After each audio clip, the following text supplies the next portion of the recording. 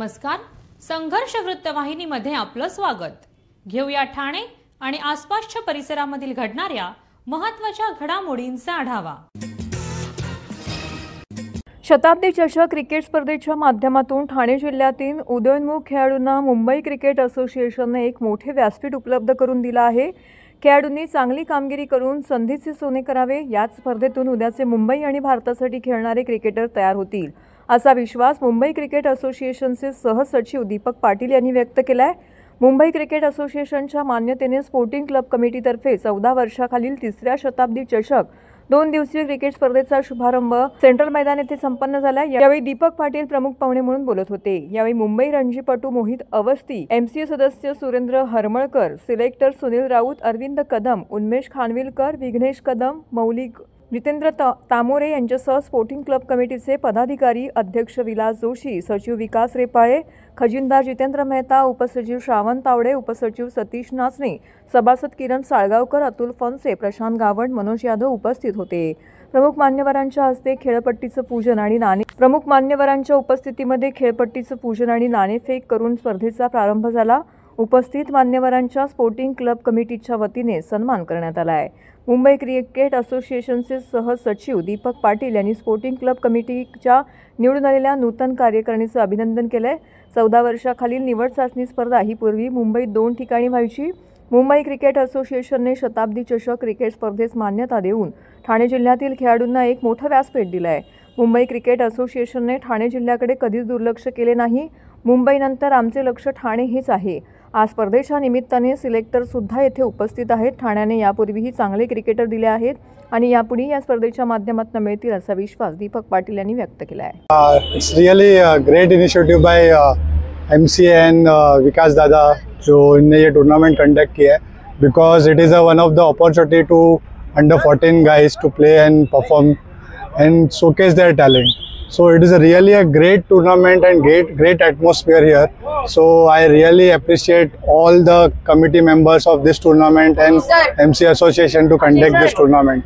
So good luck to each and every under 14 players to perform well. अतिशय चांगली कल्पना sporting club committee Thane यातच नवीन म्हणजे निवडून आलेले आहेत आणि सर्व धडाडीचे कार्यकर्ते, विकास रेपाळे आणि बाकी सर्व त्याचे सिनियर्स मेंबर आणि मुंबई क्रिकेट असोसिएशन याच्या आधी CPCC म्हणजे चंद्रकांत पंडित क्रिकेट ती एक टुर्नामेंट चालू होती आणि वरळी CC आणि त्याच धर्तीवरती सिलेक्शन ट्रायल टुर्नामेंट अंडर 14 साठी असायची, पण ती त्या भागासाठी रेस्ट्रिक्टेड असायची. तर या ठाणे जिल्ह्यातील या भागाकरता इथल्या क्लबसाठी किंवा इथल्या प्लेयरसाठी ही टुर्नामेंट चालू झालेली आहे. ही या सर्व तरुण खेळाडूंसाठी एक चांगला प्लॅटफॉर्म आहे आणि अतिशय उत्तम संकल्पना आणि ही टुर्नामेंट आम्हाला खात्री आहे मुंबई क्रिकेट असोसिएशनला की चांगल्या प्रकारे होणार आणि भविष्यामध्ये यातूनच आपल्या मुंबईसाठी आणि भारतासाठी यातून खेळाडू निर्माण होतील आम्हाला खात्री आहे.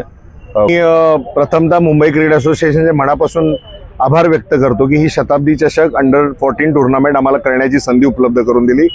ह्या ग्राउंडचं नक्कीच कायापालट हा मुंबई क्रिकेट असोसिएशन असेल, आदरणीय नामदार एकनाथ शिंदे साहेब असेल यांच्या मार्गदर्शनाखाली नक्कीच होईल. परंतु हा ठाण्यातील क्रिकेटर्सना एक प्लॅटफॉर्म उपलब्ध करून देण्याकरता हा एक प्रयत्न आहे.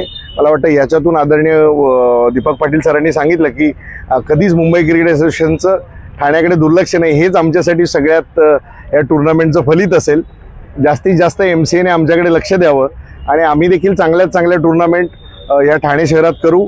मग सेंट्रल मैदान असेल किंवा दादोजी कोंडदेव असेल, या ठिकाणी अतिशय चांगल्या क्रिकेट तयार होईल, चांगले क्रिकेटर्स तयार होतील या दृष्टीने आम्ही नक्कीच प्रयत्न करू. सर्व नागरिकांना आवाहन करण्यात येत आहे की सध्या डासांमार्फत पसरणाऱ्या डेंग्यू या आजाराचा प्रसार रोखण्यासाठी प्रत्येकाने पुढील प्रमाणे कार्यवाही करावी. डेंग्यू आजार एडिस इजिप्ती हा डास चावल्याने होतो. या डासांची पैदास साचलेल्या किंवा साचवलेल्या स्वच्छ पाण्यामध्ये होते. 8 दिवसांपेक्षा जास्त दिवस पाणी उघडे व साचून राहिल्यास त्यात डास अंडी घालतात. अंड्यांच्या अळ्या तयार होऊन पुढे डास तयार होतात. यासाठी आपल्या घरातील पाणी साठे उदाहरणार्थ बॅरल्स, पिंपे, टाक्या, हौद, रांजणे इत्यादी दर आठवड्याला रिकामे करून घासून पुसून कोरडे करून पुन्हा भरावे. 1 दिवस कोरडा दिवस म्हणून पाळावा. पाणी साठ्यांना घट्ट झाकणे बसवावीत किंवा जुनी साडी, चादर, धोतर यांनी बांधून झाकून ठेवावीत, म्हणजे डास त्यात जाऊन अंडी घालणार नाहीत. घराच्या गच्चीवर, आजूबाजूला, अंगणात कोठेही पाणी साचू देऊ नये. भंगार सामान उघड्यावर टाकू नये. उदाहरणार्थ टायर्स, प्लास्टिक सामान, कुंड्या, टाकाऊ वस्तू इत्यादी. अशा सामानात पावसाचे पाणी साठून त्यात डेंग्यूच्या डासांची पैदास होते. घरातील कूलर्स, फ्रीजच्या पाठीमागील ट्रे हे देखील वेळोवेळी कोरडे करावेत. लक्षात ठेवा, नुसत्या फवारणीने डास घनता कमी होत नाही, तर त्यासाठी डास पैदास ठिकाणे नष्ट करणे ही आपल्या सर्वांची जबाबदारी आहे. कोणताही ताप अंगावर न काढता जवळच्या शासकीय रुग्णालयात मोफत औषधोपचार घ्या. अशा प्रकारे नागरिकांनी सहकार्य केल्यास डेंग्यूचा प्रसार रोखणे सहज शक्य आहे.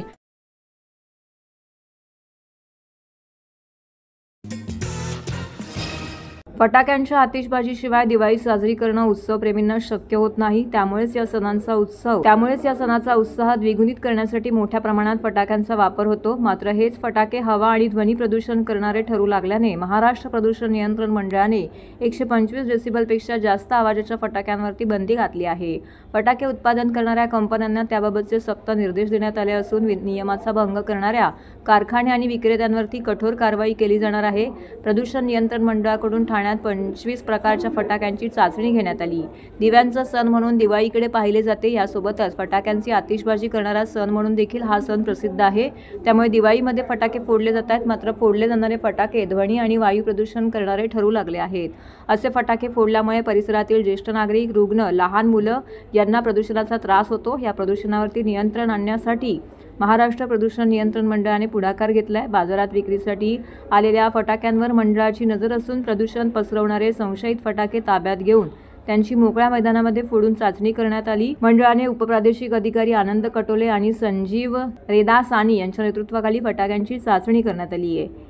यामध्ये विविध स्टॉल्सवरून खरेदी करण्यात आलेल्या 25 प्रकारचे फटाके फोडण्यात आले. त्यामध्ये लार्ज क्रॅकर्स फटाक्यांच्या 110.4 डेसिबल आवाजाची नोंद झाली आहे. तर सर्वात कमी 62.3 डेसिबल आवाज देणाऱ्या टू साऊंड नामक फटाक्याची नोंद झालेली आहे. दरवर्षीप्रमाणे यावर्षी सुद्धा महाराष्ट्र प्रदूषण नियंत्रण मंडळाकडून जे मार्केटमध्ये फटाके विकले जातात त्या फटाक्यांची ध्वनी पातळी किती आहे त्याचा चाचणी कार्यक्रम दरवर्षीप्रमाणे याही वर्षी दीपोत्सव 2025मध्ये आपण चाचणीचा कार्यक्रम या ठिकाणी घेतलेला आहे.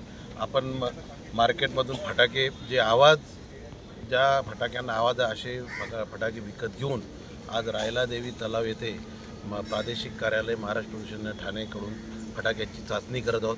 यामध्ये ध्वनीची पातळी या फटाक्यांमधून किती आहे याचं मोजमाप केलं जाणार आहे आणि तसेच याबाबत अवेअरनेस कार्यक्रम जर समजा याच्यामध्ये जर काही फटाक्यांचा आवाज कमी जास्त पातळी जर आढळून आली तर त्या पद्धतीनं आपण मुख्यालयाला कळवणार आणि मुख्यालय स्तरावरून त्याबाबत पुढील कारवाई त्या ज्या कंपन्या आहेत त्यांच्यावर कारवाई केली जाईल. पर जर समजा हे विदिन लिमिटमध्ये असले तर आपण त्याच्यावर पब्लिकमध्ये अवेअर करू किंवा हे फटाके वापरा किंवा वापरू नका. तर आपण त्यासाठी हा कार्यक्रम ठेवलेला आहे आणि जनजागृतीसाठी आपण फटाक्यांची चाचणी घेत आहोत. अजूनही दिवाळी अजून पुढच्या आठवड्यात आहे. शनिवार रविवार अजून मेन म्हणजे खरेदीचा जो काळ आहे तर जनतेचा हा पुढचा शनिवार रविवार आणि तिथून पुढे दिवाळी सुद्धा होणार आहे. तर अजूनही बाजारात गर्दी झालेली नाही. त्यापूर्वी आपण हे चाचणी घेत आहोत आणि त्या जनतेमध्ये याची जनजागृती करत आहोत. राज्याच्या विविध जिल्ह्यात झालेल्या अतिवृष्टीमुळे शेतकरी देशोधडीला लागला आहे. शेतकऱ्यांचे अश्रू पुसण्याऐवजी हे सरकार फसव्या घोषणा करत आहेत असा आरोप करत राष्ट्रवादी काँग्रेस शरदचंद्र पवार पक्षाचे राष्ट्रीय सरचिटणीस डॉक्टर जितेंद्र आव्हाड यांच्या मार्गदर्शनानुसार जिल्हाध्यक्ष मनोज प्रधान यांच्या नेतृत्वाखाली ठाण्याच्या जिल्हाधिकारी कार्यालयासमोर काळे कपडे परिधान करून तसेच काळ्या फिती बांधून धरणे आंदोलन करीत काळी दिवाळी साजरी करण्यात आली. यावेळी कार्यकर्त्यांनी महायुती सरकारविरोधात जोरदार घोषणाबाजी केली. अतिवृष्टीमुळे सोयाबीन, तूर, कापूस, मूग, ऊस, उडीद इत्यादी विविध पिकांचे अतोनात नुकसान झाले. पण आतापर्यंत झालेल्या नुकसानीपैकी निम्म्या हेक्टरवरील पंचनामे अद्यापही बाकी आहेत. हे पूर्ण होण्यासाठी आणखी किती कालावधी लागेल हे माहीत नाही. अतिवृष्टीने काढणीला आलेली पिकं वाहून नेली आहेत. गोठ्यातील दुभती जनावरं, बैल, शेळ्या, कोंबड्या वाहून गेल्या तरी सरकारनेही अद्याप मदत केली नाही. अशा परिस्थितीत दिवाळी कशी साजरी करायची या चिंतेत शेतकरी आहेत. मात्र सरकारकडनं ठोस उपाययोजना केल्या जात नाहीत. त्याच्या निषेधार्थ हे आंदोलन करण्यात आलं. हे आंदोलन राष्ट्रवादी काँग्रेस, शरदचंद्र पवार पक्षाचे ठाणे कार्याध्यक्ष प्रकाश पाटील, माजी नगरसेवक प्रकाश बर्डे, महिला अध्यक्ष सुजाताताई घाग, महिला कार्याध्यक्ष साबिया मेमन यांसह अनेक पदाधिकारी यामध्ये सहभागी झाले होते. उपाशी खाली डोकं वर पाय काय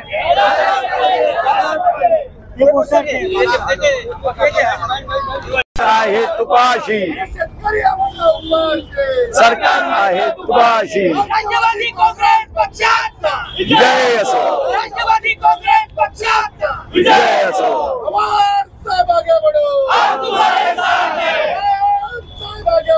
हम तुम्हारे साथ हैं, संघर्ष करो, हम तुम्हारे साथ हैं, संघर्ष करो, हम तुम्हारे साथ हैं. महाराष्ट्राचा बुलंद आवाज शरद पवार, महाराष्ट्राचा बुलंद आवाज शरद पवार, शरद पवार. 1 महिन्यापूर्वी नाशिकमध्ये शेतकऱ्यांचं एक आंदोलन राष्ट्रवादीने छेडलं, ज्याचं नेतृत्व पवार साहेबांनी केलं. काही अपेक्षा त्यावेळेस राष्ट्रवादीने सरकारपुढे ठेवल्या होत्या. त्यात प्रामुख्याने 2-3 मागण्या होत्या की हेक्टरी 50,000 रुपये देण्यात यावे. दुसरी मागणी होती की कर्जमाफी, जे तुम्ही तुमच्या अजेंडामध्ये दिलं होतं ते कर्जमाफी करून शेतकऱ्यांना त्यांचा सातबारा रिकामा करून द्या. ती पण मागणी दिली गेली नाही. लोकांचे गुरं गाया वाहून गेलेल्या आहेत, त्याच्याबद्दल पण जेवढे पैसे देतात ते कमी आहे. जर आपल्या शेतकऱ्यांना परत उभं राहायचं असेल तर जी तटपुंजी मदत ते देत आहेत त्याच्यात काहीही होऊ शकत नाही. आणि आम्ही आजचा दिवस निवडला कारण की आज दिवाळी सुरू होते. ठाणा मुंबईमध्ये उत्साह दिसतोय, पण अशा वेळेस आपल्याला आपल्या शेतकरी बांधवांचा विचार येतो. त्यांच्या घरी कुठल्या प्रकारची दिवाळी असेल तर एक या शासनापर्यंत पोचवण्यासाठी आमच्या भावना, आम्ही काळी दिवाळी साजरी करतोय. महाराष्ट्रभर राष्ट्रवादीने जिल्ह्यात तालुक्यात हा कार्यक्रम घेतला आहे, जेणेकरून शेतकऱ्यांचा आवाज सरकारपर्यंत पोचावा की ते खुश नाही आहेत, जी मदत त्यांना दिली ती फार कमी आहे. एवढंच या ठिकाणी सांगू इच्छितो. कसं आहे, जेव्हा आत्ताचे मुख्यमंत्री ऑपोजिशन मध्ये होते तेव्हा ते ओला दुष्काळ जाहीर करा हे करायचे, आणि आज ते सत्तेत आहेत तर ते म्हणतात ओला दुष्काळ जाहीरच करू शकत नाही. म्हणजे ह्याच्यावरूनच शेतकऱ्यांना, लोकांना, नागरिकांना कळलं पाहिजे की विरोधासाठी विरोध करणारी ती लोक होती. आम्ही अजिबात विरोधासाठी विरोध करत नाही. जर आमच्या मागण्या पूर्ण केल्या तर मी आश्वासन देतो राष्ट्रवादीच्या वतीने की याच नाक्यावर त्यांचं अभिनंदन करायसाठी पण आणखीन 10 पट लोक आम्ही या ठिकाणी येऊ. सालाबादप्रमाणे याही वर्षी आदिवासी श्रमिक संघर्ष संघटनेच्या वतीने दिवाळी सणाचा पहिला दिवस वसुबारस आदिवासी परंपरेनुसार ठाणे जिल्हाधिकारी कार्यालयाच्या प्रांगणात उभारण्यात आलेल्या आदिवासी तारपाधारी आदिपुरुष अर्धपुतळ्याचं पूजन करून अभिवादन करण्यात आलं आहे. एकत्रित जमलेल्या समाजबंधू आणि भगिनींनी वसुबारस व दीपावलीच्या एकमेकांना शुभेच्छा देखील दिल्या. सदर प्रसंगी आदिवासी श्रमिक संघर्ष संघटनेचे संस्थापक अध्यक्ष हंसराज खेवरा यांच्या शुभ हस्ते तारपाधारी अर्धपुतळ्याचं विधिवत पूजन करण्यात आलं. तसेच पुष्पहार देखील अर्पण करून अभिवादन करण्यात आले. सदर उत्सवाच्या निमित्ताने तारपा नृत्याचे आदिवासी कलाकारांच्या वतीने सादर करण्यात आले. सादरीकरण करण्यात आले. तपश्चात त्याचबरोबर कार्यक्रमाच्या आयोजनासंदर्भात उपस्थितांना संबोधन देखील करण्यात आलं. सदर कार्यक्रमाच्या प्रसंगी उपजिल्हाधिकारी रुपाली भालके यांची उपस्थिती शोभनीय होती. संघटनेचे पदाधिकारी अमृत सुरकरसो, तुकाराम वरटा, हेमंत जाधव, रमेश टोळे, निलेश महाले, जितू भोये, शिवाजी धामळे, हरी पागेरा, केशव भोये यांसह अनेक पदाधिकारी कार्यकर्ते उपस्थित होते. या संपूर्ण उपक्रमाची माहिती संघटनेचे अध्यक्ष हंसराज लक्ष्मण खेवरा यांनी दिली आहे.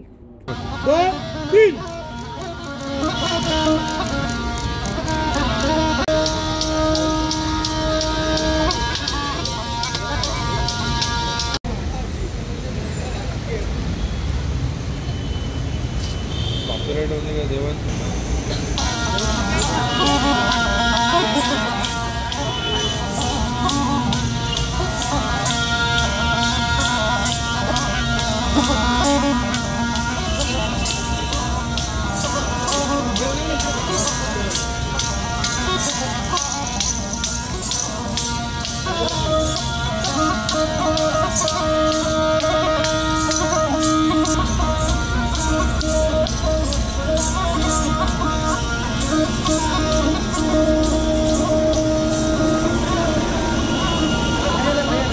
आज आमचा दिवाळीचा हा पहिला दिवस वसुबारस आहे। आम्ही आदिवासी श्रमिक संघटनेच्या महाराष्ट्र राज्य याच्या आयोजित करतो।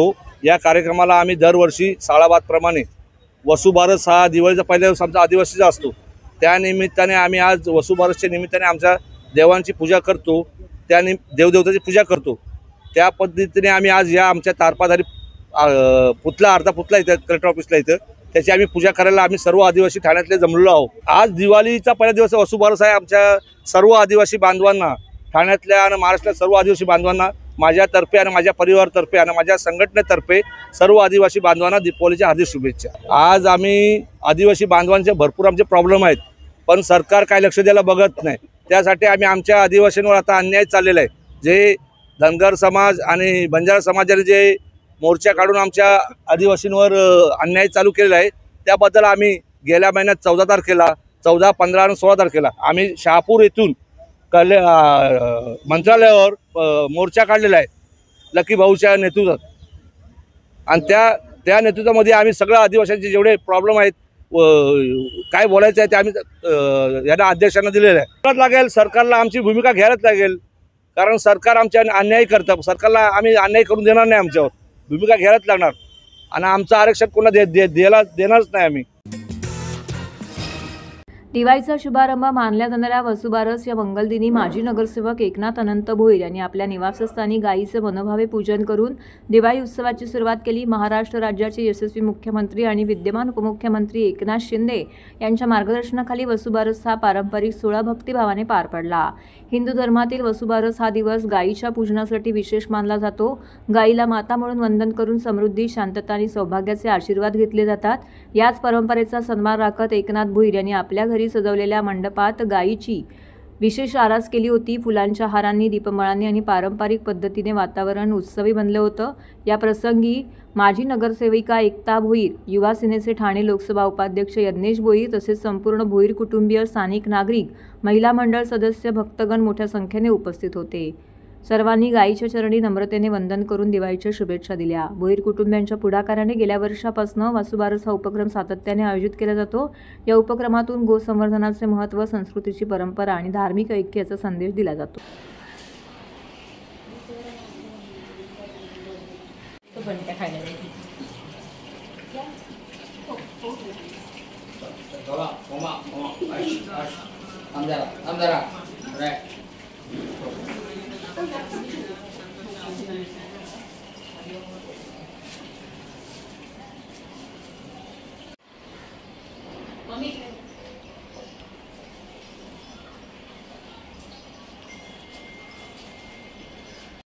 दीपावली, सर्वांना दीपावलीच्या खूप खूप शुभेच्छा।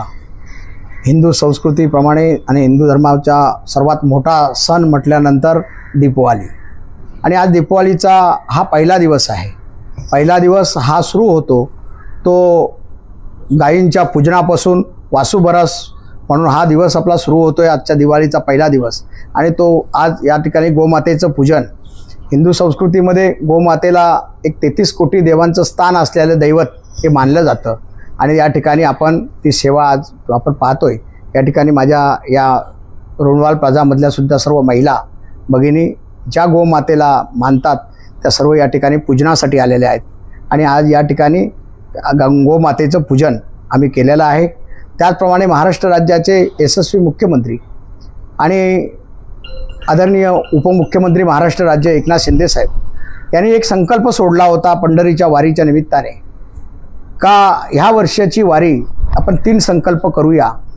त्यामध्ये एक महत्त्वाचा संकल्प त्यांनी सोडला का गो पूजन आणि गोमातेचं आपण संरक्षण, हे संवर्धन आणि संरक्षण हे करायला पाहिजे। म्हणून आज आपण या ठिकाणी खरं तर या गोमातेचं आम्ही ह्या गायी आणलेल्या आहेत आणि या गायींना आज माझ्याकडे जवळजवळ 6 महिने झाले आणून आज वसुबारस खरंच मलाही मी स्वतःला नशीबवान समजतो का मला त्यांची सेवा करायला मिळते। गायीची सेवा म्हणजे ईश्वराची सेवा।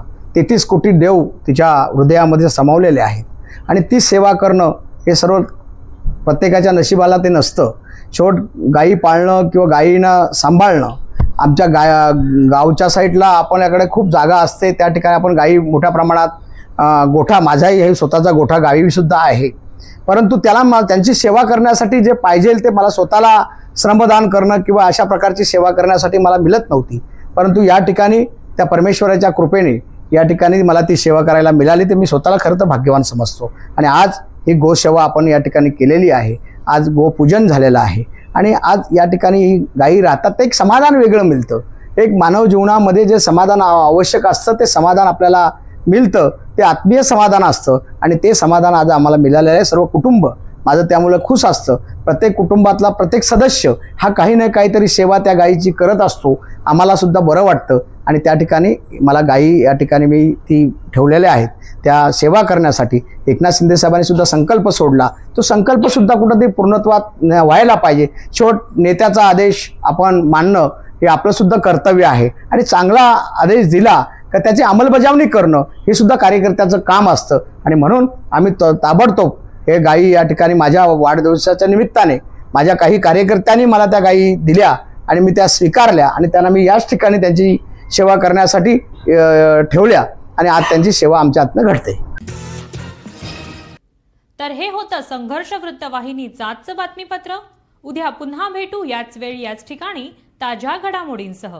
तोपर्यंत नमस्कार.